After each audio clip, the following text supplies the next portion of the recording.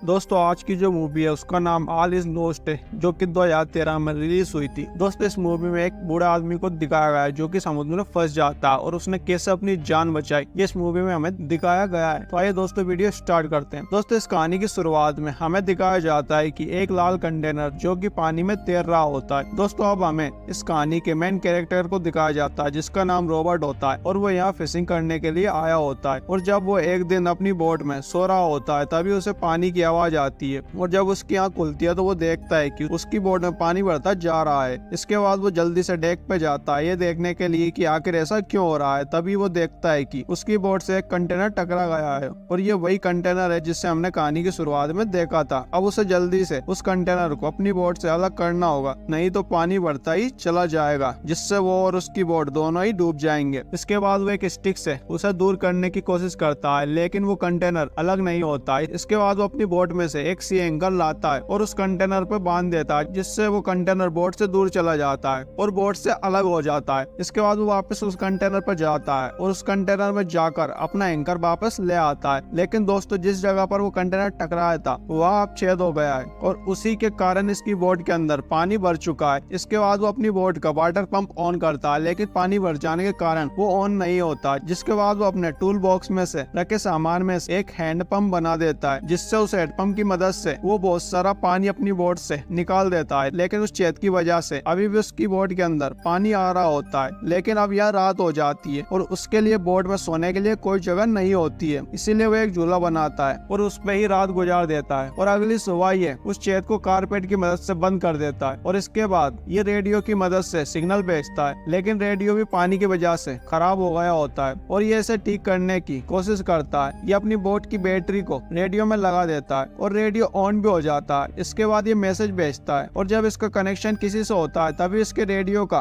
Transistor खराब हो जाता है जिससे से बहुत गुस्सा आता है। इसके बाद वो कुछ शराब पीता है और खाना खाता है और इसके बाद वो देखता है कि एक बहुत बड़ा तूफान इसकी तरफ आ रहा है। इसके बाद वो उस तूफान से बचने की तैयारी करता है और ऊपर जाके बोट को कंट्रोल करने की कोशिश करने लगता है क्योंकि ये तूफान बोट को फिर से नुकसान पहुंचा सकता है। और अब रॉबर्ट भी नहीं चाहता है कि उसकी बोट को कोई और डैमेज हो। अब तभी रॉबर्ट से एक लेयर आकर टकराती है जिससे रॉबर्ट समुद्र में गिर जाता है। लेकिन एक रस्सी के बंधे होने के कारण वो किसी तरह से अपनी बोट पर वापस आ जाता है। इसके सिर में भी चोट लग जाती है और इसकी बोट के अंदर अब काफी सारा पानी भर जाता है और इसे अब अंदाजा हो जाता है कि इसे अब अपनी बोट को छोड़ देना चाहिए क्योंकि वो अगर ऐसा नहीं करेगा तो इसी में अंदर डूब कर रह जाएगा। अब वो बोट के नीचे जाकर एक लाइफ बोट लेकर आता है और इसे अपनी बोट के साथ बांध कर बैठ जाता है और ये पूरी रात उसी लाइफ बोट में गुजारता है। और अगली सुबह जब इसकी आंखें खुलती है तो ये देखता है कि इसकी बोट अब धीरे धीरे पानी में डूबती जा रही है। इसे देखकर ये जल्दी से अपनी बोट के अंदर जाता है और खाने और पीने का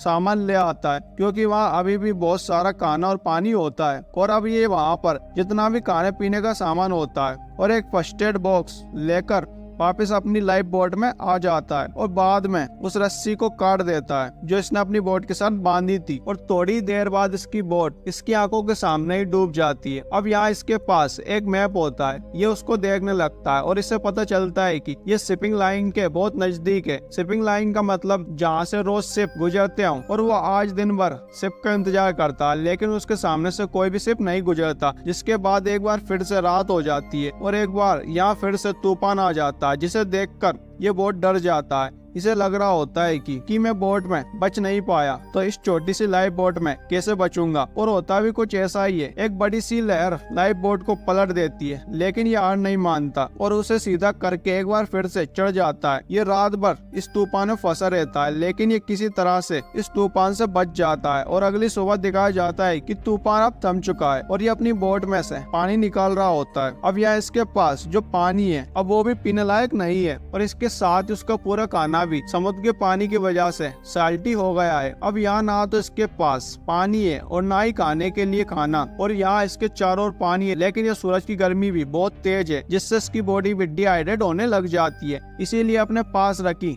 कैन को बीच में से काट देता है और इसके अंदर एक गिलास लगाकर उस पर एक पन्नी लगा देता है ताकि उसके पास जो पानी है वो भाप बनकर पन्नी पर आ सके, जिससे उसे कुछ पीने का पानी मिल सके। इसके बाद ये मछली पकड़ने की कोशिश करता है और अब ये एक बार फिर से मैप चेक करने लगता है। तभी इसके सामने से एक बहुत बड़ा शिप गुजरता है। ये उस शिप को देखकर फिलियर जलाने लग जाता है, लेकिन उस शिप में बैठे लोग इसे नहीं देख पाते और वो शिप यहाँ से निकल जाता है, जिसे देखकर इसे बहुत बुरा लगता है। और तभी इसके कांटे में एक मछली फंस जाती है। तभी वो उसे ऊपर खींचने लगता है, लेकिन तभी उसे एक शार्क आ जाती है। यानी इसे अब ये भी पता चल जाता है कि इसके आसपास शार्क भी हैं।